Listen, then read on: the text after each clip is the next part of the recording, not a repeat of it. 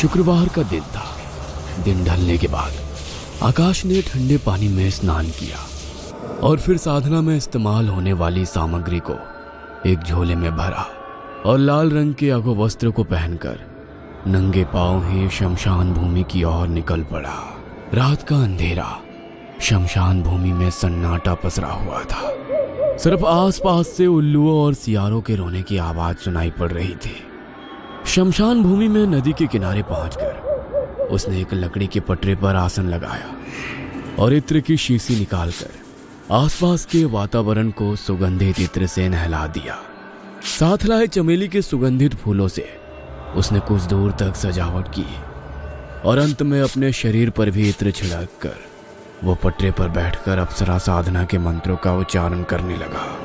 कहते हैं सुगंधित वस्तुओं से वैसे भी भूत प्रेत बहुत जल्दी आकर्षित हो जाते हैं। उसने इंटरनेट पर इन खतरों के बारे में पढ़ तो रखा था, किंतु किसी प्रेत के सामने आ जाने पर कैसा अनुभव होता है उसे अभी तक नहीं पता था। डाकिनी, शाकिनी और यक्षिणी साधना के बारे में तो हमने कई कहानियां सुनी है, लेकिन इनके अलावा तंत्र शास्त्र में एक और साधना बताई गई है जिसका नाम अप्सरा साधना है। अप्सरा साधना 27 दिनों तक लगातार की जाने वाली साधना है। इस साधना में साधक स्वर्ग लोक में बसने वाली किसी अप्सरा को अपने मंत्र जाप से प्रसन्न करने का प्रयास करता है। जैसा कि नाम से ही स्पष्ट है, अप्सरा एक सुंदर स्वरूप स्त्री है जो देवलोक में रहने वाली नृत्यांगना है। जब धरती लोक पर कोई साधक 27 दिनों तक विशेष मंत्रों की सहायता से उन्हें धरती पर बुलाता है तो वे मजबूरन उनके समक्ष प्रकट होती है और फिर अपने साधक को आशीर्वाद स्वरूप उसकी सभी इच्छाओं को प्राप्त करने का वरदान दे देती है। देखने और सुनने में ये सभी बातें जितनी सरल, सुलभ और आकर्षण लगती है, वास्तव में इसका अनुभव उतना ही भयावह होता है। यह लगातार तीसरा हफ्ता था जब आकाश पूरी रात अपने मोबाइल पर जाने क्या स्क्रॉल कर रहा था। ऐसा लगता था मानो उसे किसी चीज की तलाश हो। दिन तो किसी तरह गुजर भी जाते, लेकिन रातें उसे इतना बेचैन करती कि ये बेचैनी उसकी बर्दाश्त से बाहर हो जाती और वो बस अपने लैपटॉप या मोबाइल पर कुछ ना कुछ सर्च करके पढ़ता रहता। छोटे शहर के बड़े सपने देखने वाले लड़कों के साथ होने वाली ये कोई पहली घटना नहीं थी। आकाश बिहार के एक छोटे से शहर से था।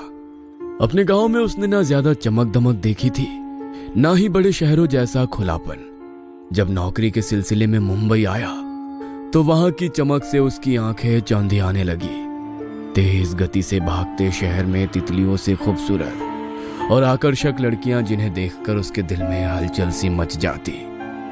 मुंबई आए कुछ ही महीने बीते थे कि एक रोज आकाश की मुलाकात मोना से हुई। मोना मुंबई की आजाद ख्यालों की लड़की थी।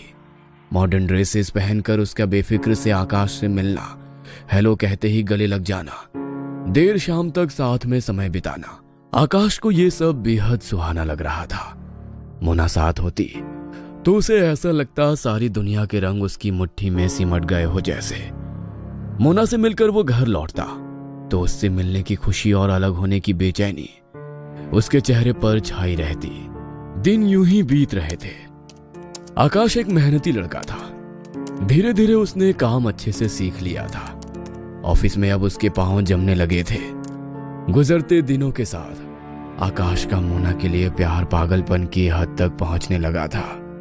सोते जागते उसे बस मोना ही नजर आती, लेकिन वो भूल गया था तितलियां जितनी आकर्षक होती है उतनी ही क्षणिक भी।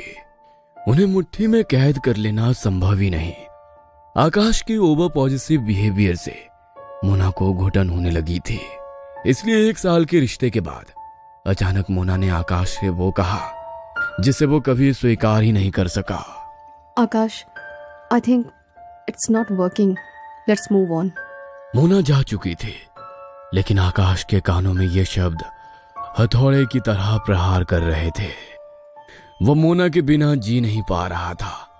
हजारों बार उसका नंबर मिलाने की नाकाम कोशिश के बाद अंत में आकाश बिल्कुल नाउम्मीद हो गया था।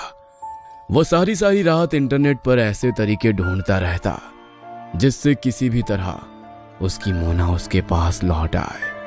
ज्योतिष से लेकर टैरो कार्ड्स, सबका दरवाजा खटखटाया, लेकिन कहीं कोई उम्मीद नजर नहीं आई। उस रोज आकाश ऑफिस से घर लौट रहा था, तभी उसे सड़क के किनारे लगा एक पोस्टर दिखाई देता है, जिसमें मनचाहा प्यार दिलाने के बारे में लिखा हुआ था। नीचे किसी बाबा का नंबर भी दिया गया था। आज से पहले हजारों बार आकाश इसी रास्ते से गुजरा था, लेकिन जाने क्यों पहले कभी उसने इस पोस्टर की तरफ गंभीरता से देखा ही नहीं था। आकाश इतना हताश हो चुका था कि उसने फट से उस नंबर को अपने मोबाइल में नोट किया और कॉल लगा दी। दूसरी तरफ से एक आदमी ने फोन उठाया। क्या वाकई आप मेरी मनपसंद लड़की से शादी करवा सकते हैं? हाँ हाँ बेटा, यही तो काम है हमारा। चाहे कोई भी लड़की हो, मात्र 11 दिन में खुद ब खुद तुम्हारी तरफ खींची चली आएगी।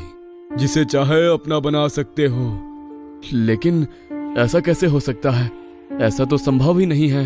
वो मेरा फोन तक नहीं उठा रही, उसे देखना तो नसीब नहीं हो रहा। आप कहते हो 11 दिनों में शादी करा दोगे? बेटा, सब कुछ संभव है। तंत्र शास्त्र के बारे में जानते हो? हमने डाकिनी, यक्षिणी और अप्सरा सिद्ध की हुई है। हम तुम्हें ऐसी सिद्धि देंगे कि तुम्हारी प्रेमिका खुद ब खुद चलकर तुम्हारे पास आएगी। आकाश को बाबा की बात पर भरोसा नहीं हो रहा था, इसलिए उसने इस बारे में ज्यादा बातें नहीं की और फोन काट दिया। कैसी अजीब सी बातें कर रहा था वो बाबा। क्या वाकई ऐसी शक्तियां होती हैं जिसकी मदद से हम जो चाहे वो पा सके? डाकिनी, यक्षिणी, आखिर कौन होती हैं ये सब? आकाश के मन में उत्सुकता पैदा हो चुकी थी।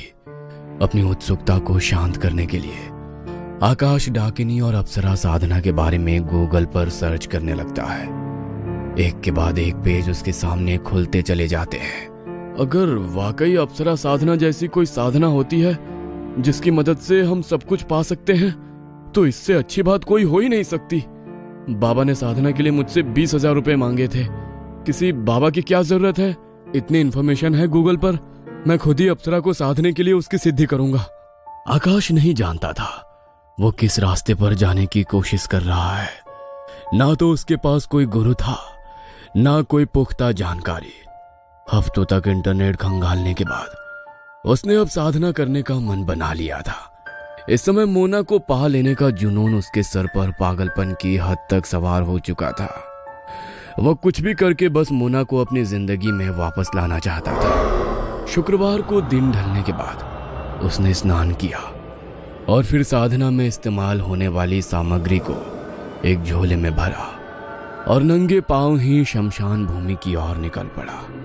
लाल रंग के अधोवस्त्र को पहनकर उसने एक लकड़ी के पटरे पर आसन लगाया और फिर बैठकर अप्सरा साधना के मंत्रों का उच्चारण करने लगा। तकरीबन 2 घंटे तक वो एकाग्र होकर मंत्र जाप करता रहा। इसी बीच कई बार उसका मन भटका। कभी उसे अपने आसपास किसी के होने का एहसास होता, तो कभी किसी के रोने चिल्लाने की आवाज सुनाई देती। डर से उसकी घिग्गी बंधी हुई थी, लेकिन फिर भी बिना रुके वो लगातार मंत्र पढ़ रहा था। जैसे जैसे साधना के दिन आगे बढ़ रहे थे, मंत्र जाप के समय उसके मन में बार बार मोना का ख्याल आ रहा था। उसे बार बार मोना के साथ बिताए गए लम्हे याद आते। आकाश रोजाना नियम से अपनी मंत्र साधना कर रहा था, लेकिन अपने आसपास उसे ऐसा कुछ भी महसूस नहीं हो रहा था जिससे कि पता लगे कि उसकी साधना का लाभ मिल भी रहा है या नहीं। धीरे धीरे समय बीतता जा रहा था और इसी तरह तकरीबन 10 दिन का समय और बीत जाता है। रात के तकरीबन 11 बजे होंगे। आकाश शमशान में मंत्रों की साधना में लीन था। एकाएक उसे एहसास हुआ उसके आसपास की महक बहुत तेज हो गई है। यह गंध इतनी तेज हो गई थी कि अब उस गंध में सांस लेना भी दुभर हो रहा था। देखते ही देखते चारों ओर ठंड बढ़ने लगी। वातावरण में अब इतनी ठंडक थी कि आकाश का शरीर नीला पड़ने लगा था। कुछ ही देर में किसी स्त्री का भयानक अट्टहास उसके चारों ओर गूंजने लगा। आकाश इस समय जो कुछ भी महसूस कर रहा था वो उसकी कल्पना से परे था। उसने तो एक अप्सरा को पाने के लिए साधना की थी, किंतु इस समय उसे जो हंसी सुनाई दे रही थी वो इतनी भयानक थी कि किसी के भी रोंगटे खड़े करने के लिए पर्याप्त थी। वहां का वातावरण इतना भयावह हो गया था कि अब वहां एक पल भी ठहरना आकाश के लिए मुश्किल हो रहा था। अचानक ही आकाश को अपनी कमर पर किसी का स्पर्श महसूस होता है और ऐसी आवाज सुनाई देने लगती है जैसे कोई स्त्री कोई भारी भरकम पायल पहनकर यहां से वहां दौड़ रही हो। लगता है मेरी साधना पूरी हो गई। जरूर ये पायल की आवाज और मेरे शरीर पर स्पर्श अप्सरा का ही है। यही समय है, मुझे आंखें खोलकर उसके दर्शन करने चाहिए। ऐसा सोचकर आकाश मंत्रों को बीच में ही छोड़कर अपनी आंखें खोल देता है और जैसे ही गर्दन घुमाकर देखता है उसे अपने सामने एक 8 फुट की भयानक चेहरे वाली स्त्री दिखाई पड़ती है, जिसे देखकर उसकी चीख निकल जाती है। आकाश के पूरे बदन से कपकपी छूट रही थी। एक 22 साल का नौजवान जिसने अभी अभी खुली आंखों से किसी मायावी शक्ति को देखा हो, उसकी मानसिक स्थिति का आप अंदाजा भी नहीं लगा सकते हैं। इस पल वो मानो अपने होश में ही नहीं था। उसके पैर मानो जम गए थे, अपनी जगह से हिल पाने का सहारा भी नहीं था उसके अंदर। तभी वहां का वातावरण एक बार फिर बदलता है। वो तेज सुगंध वहां से गायब हो जाती है। एक पल पहले तक दिखाई दे रही वो मायावी स्त्री भी आंखों से ओझल हो चुकी थी। शमशान भूमि में अब चारों तरफ धुआं ही धुआं नजर आ रहा था। इतना सब देखने के बाद अब आकाश के अंदर उस जगह एक पल भी रुकने की शक्ति नहीं बची थी। सामग्री को उसी अवस्था में छोड़कर वो दौड़कर अपने घर की ओर जाने लगता है और घर पहुंचकर अपना दरवाजा अंदर से बंद कर लेता है। उसका दिल अभी भी जोरों से धड़क रहा था। आकाश बहुत बुरी तरह डर गया था, लेकिन फिर भी कुछ देर बाद जब वो सामान्य हुआ तो उसने तय किया कि वो अपनी बची हुई साधना को अपने घर में रहकर ही पूरा करेगा। अगले दिन रात के 9 बजे एक बार फिर से वो साधना करने के लिए बैठ जाता है। अभी कुछ देर बीती होगी कि उसे अपना दरवाजा जोर जोर से पीटने की आवाज सुनाई देती है। कुछ देर तक आकाश उस आवाज को नजरअंदाज करने की कोशिश करता है, लेकिन दरवाजा पीटने की आवाज लगातार बढ़ती ही जा रही थी। तभी उसका मोबाइल बजता है। इस बार वो मोबाइल की आवाज को इग्नोर नहीं कर पाता और एक नजर मोबाइल की स्क्रीन की ओर देखता है।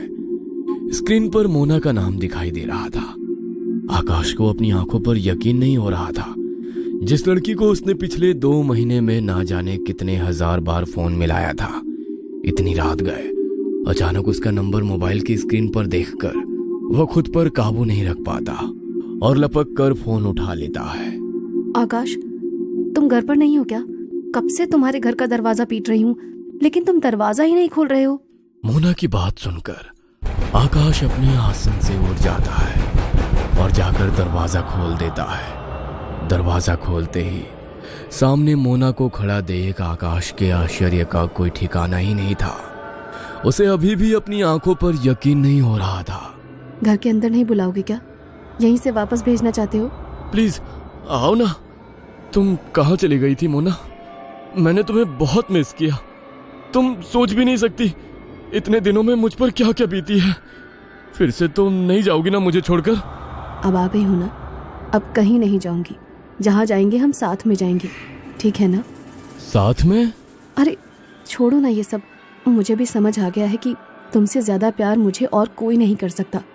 माफ कर दो ना मुझे, प्लीज। मानो एक सपना सच हो गया था आकाश का।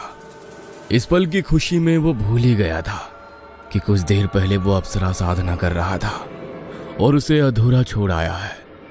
मोना के लौट आने के बाद अब आकाश के मन में आगे की साधना करने की कोई इच्छा नहीं बची थी। अपनी साधना को छोड़ अब वो दिन रात मोना के साथ बातें करने में बिताने लगा। मोना को लौट कर आए 3 दिन बीत गए थे। अब मोना आकाश से मिलने तो नहीं आती थी, लेकिन फोन पर लगातार उसकी मोना से बातें हो रही थी। इधर जाने क्यों हर गुजरते दिन के साथ आकाश की सेहत गिरती ही जा रही थी। 1 सप्ताह बीता तो मानो उसके अंदर बिस्तर से उठने की जितनी भी ताकत नहीं बची। बेटे की बिगड़ती हालत को देखकर गांव से उसके माँ बाबूजी मुंबई आते हैं और उसे अच्छे से अच्छे डॉक्टर को दिखाते हैं। तमाम जांच करने के बाद भी मानो उसकी बीमारी किसी भी डॉक्टर की पकड़ में आ ही नहीं रही थी। सुनिए जी, शहर के बड़े से बड़े डॉक्टर भी इसकी बीमारी को पकड़ नहीं पा रहे हैं। कहीं ऐसा तो नहीं ये कोई और ही चक्कर है, तभी डॉक्टरों की दवा काम नहीं कर रही है। तुम फिक्र मत करो भाग्यवान, हमारे गांव का बिरजू यहीं मुंबई में रहता है, मैं उससे पता करता हूँ, अगर वो हमारी कुछ मदद कर सके तो। आकाश के माँ बाबूजी अपनी तरफ से पूरी कोशिश करते हैं और जल्द ही उन्हें एक सिद्ध तांत्रिक का पता मिल जाता है, जहां वे अपने बेटे को लेकर पहुंच जाते हैं। इधर आकाश की हालत बिगड़ती जा रही थी, लेकिन ऐसी हालत में भी वो अपनी फिक्र छोड़कर बस हर समय मोबाइल की ओर देखकर मोना के फोन का इंतजार कर रहा था। बाबा, बिल्कुल बावला हो गया है ये लड़का उस मोना के चक्कर में। मुझे तो कभी कभी लगता है कि उस करमजली ने ही कोई जादू टोना करवाया है इसके ऊपर। अरे माँ, तुम भी जाने कैसी बातें करती हो। मोना क्यों जादू करेगी मुझ पर? वो तो महीने पहले ही मुझे छोड़कर चली गई थी, लेकिन मैं नहीं जी सकता था उसके बगैर, इसीलिए मैंने उसे पाने के लिए अप्सरा साधना की। मेरी साधना का फल मुझे मिला और मोना लौटकर मेरे पास आ गई, लेकिन पता नहीं क्यों ना तो अब वो मुझे फोन कर रही है, ना ही मेरा फोन उठाती है। अरे बाबा, ये लड़का पूरी तरह से पागल हो गया है उस लड़की के चक्कर में। कल इसकी ऑफिस में काम करने वाला एक लड़का आया था हॉस्पिटल में। बेटा, ये मोना कौन है? पता नहीं क्या जादू किया है उस लड़की ने, ऐसी हालत में भी ये बस मोना मोना पुकारता रहता है। कहता है अभी सप्ताह भर पहले लौटकर इसके पास आ गई थी, शादी का वादा किया, कहती थी उम्र भर साथ निभाएगी, लेकिन अब 3 दिन से उसका कोई पता नहीं मिल रहा है, न फोन उठाती है न मिलने आती है। आंटी, ये कैसे पॉसिबल है? मोना तो इंडिया में है ही नहीं, यूएस गई हुई है पिछले 1 महीने से।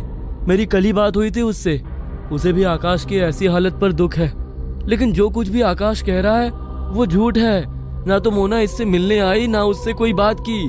झूठ बोल रहे हैं सबके सब। मैं सच कह रहा हूँ बाबा, मैं आपको पूरी बात बताता हूँ। महीनों तक मोना का इंतजार करने के बाद एक एक पल उसके बिना बिताना मेरे लिए मुश्किल होता जा रहा था। जब सब दरवाजे बंद हो गए तब मैंने तंत्र मंत्र की सहायता से मोना को वापस अपने पास लाने का विचार बनाया और अप्सरा साधना शुरू कर दी। आकाश ने बाबा को अपनी पूरी आपबीती कह सुनाई। बिना किसी गुरु के मार्गदर्शन के तुम इतनी बड़ी शक्ति से उलझने के लिए निकल पड़े? अरे मूर्खो, मूर्खो तुम! ऐसी ही आधी अधूरी जानकारी लेकर तुम्हें लगा था कि तुम अप्सरा को साध लोगे। तुम जानते भी हो कितनी बड़ी शक्ति के साथ टकराने की हिम्मत की है तुमने। आपके बेटे की मृत्यु निश्चित है। अब तो सिर्फ ईश्वर ही आपके बेटे की रक्षा कर सकता है। आप जानते हैं क्या किया है आपके बेटे ने? इसने 27 दिन की साधना का संकल्प लिया और उसके बाद अपनी साधना शुरू की। जिसका अपने मन पर नियंत्रण नहीं है वो मनुष्य कभी भी कोई सिद्धि प्राप्त नहीं कर सकता। जब अपने मंत्रों की शक्ति से हमें किसी बहुत बड़ी मायावी ताकत को बुलाते हैं तो उस शक्ति से पहले मंत्रों की ऊर्जा से आकर्षित होकर भांति भांति के भूत प्रेत पिशाच और छलावे आकर हमारे धैर्य की परीक्षा लेते हैं। अप्सरा किसी के भी सामने ऐसे ही प्रकट नहीं हो जाती है। बिना सही मार्गदर्शन के इस तरह की शक्तियों को आमंत्रित करना अपने विनाश को आमंत्रित करने के समान होता है। बहुत बड़ी भूल की है तुमने। तुम्हें क्या लगता है यह अप्सरा डाकिनी या किसी की गुलाम बनकर रहना चाहती है? किसी भी साधक को सिद्धि प्राप्त हो उससे पहले ये तरह तरह से साधक के धैर्य और एकाग्रता की परीक्षा लेती है। जिसे तुम मोना समझ रहे हो वो मोना नहीं, बल्कि तुम्हारे मंत्रों से आकर्षित होकर आने वाला कोई पिशाच था। उस लड़की के मोह में तुमने अपनी साधना अधूरी छोड़ दी और साधना छोड़ते ही वो पिशाच तुम्हारे ऊपर हावी हो गया। अब वो पिशाच आने वाले 3 दिनों के अंदर इसे अपना शिकार बनाएगा और अपने साथ ले जाएगा। इसीलिए उसने कहा था कि तुझे छोड़कर कहीं नहीं जाएगा, बल्कि तुझे भी अपने साथ ही लेकर जाएगा। बाबा की बात सुनकर आकाश की आंखों में आंसू बहने लगते हैं। बाबा, बहुत बड़ी भूल हो गई बाबा, अब ठीक कहते हैं। न जाने क्या हो गया था मुझे। मोना को पाने के जुनून में मैं सही और गलत के बीच अंतर करना भूल गया था। बहुत बड़ी गलती कर दी मैंने, मुझे बचा लीजिए। आकाश की किस्मत अच्छी थी कि वो समय रहते एक सिद्धि तांत्रिक के पास पहुंच गया था। बाबा ने अपने तंत्र बल से आकाश को उस पिशाच से मुक्ति दिला दी। पिशाच से मुक्त होने के बाद बाबा ने 5 दिन तक आकाश के हाथों एक यज्ञ कराया और अप्सरा साधना में हुई सभी भूलों के लिए क्षमा याचना करवाई। तब जाकर आकाश की हालत में धीरे धीरे सुधार होना शुरू हुआ। आकाश की जान बच सकी ये भी एक चमत्कार ही था, क्योंकि आकाश को बाधा मुक्त करने के बाद अचानक बाबा दिखाई देने बंद हो गए। बाबा कहाँ गए, कब गए, ये राज भी कोई नहीं जानता था। आकाश को मानो एक नया जीवन मिल गया था। स्वस्थ होने के बाद आकाश ने अपना बचा जीवन धर्म और आध्यात्मिक सहारे गुजारने का प्रण लिया। ये कहानी आपको अच्छी लगी हो तो हमें सब्सक्राइब करें, हमारा इंस्टाग्राम और फेसबुक पेज जरूर फॉलो करें। और हाँ दोस्तों, सब्सक्राइब करना भूलना मत।